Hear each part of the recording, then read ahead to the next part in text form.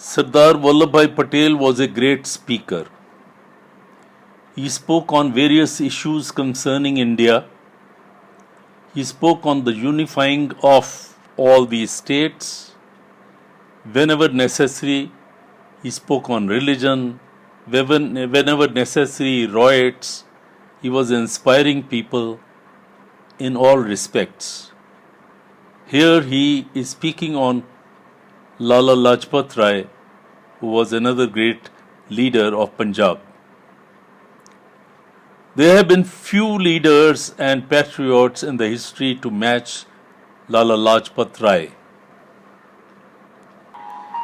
His fearlessness, his devotion, they were unique.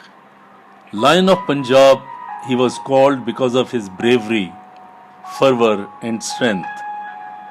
These qualities he combined with tenderness of heart, a liberal outlook, and a penchant for truth. I remember his great qualities and feel sorry that there is none today to fill his place. How much the country needs him today can be judged from the present state of the country. There are people amidst us today who forget their own defects and try to correct other people's defects. There are many people who find it expedient to hide their trespasses by joining the multitudes crying, "Thief, thief." They forget their own past and try to invent a history for others. Perhaps they depend on the short memory of the populace to forget the facts and accept their version. They forget that the masses have their own ways and means of assessing every individual. No one can rise in public estimation by singing one's own praises. A man's smallness becomes evident in his acts and the inclinations when he tries to cloak his selfishness in the garb of benevolence.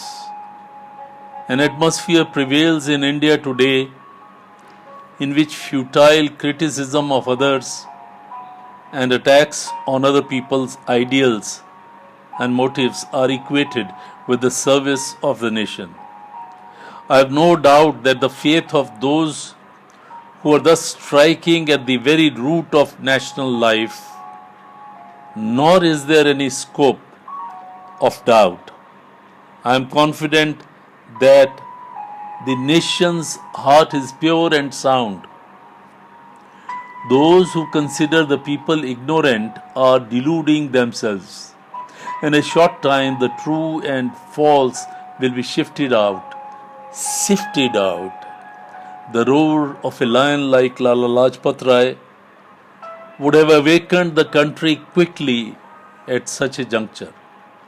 His verve, his figure would have created an atmosphere in which people could well understand their duty and act with the same devotion and affection as Lalaji did in his own lifetime. The scope of service to the nation is not less in India today than it was before. Then we saw only one danger facing us, slavery. Today there are many dangers to face, but I see few signs of alertness and fearlessness with which we faced the previous dangers. We have forgotten the big threats and got so involved in small pursuit that we run the risk of becoming too weak to fight the real threats.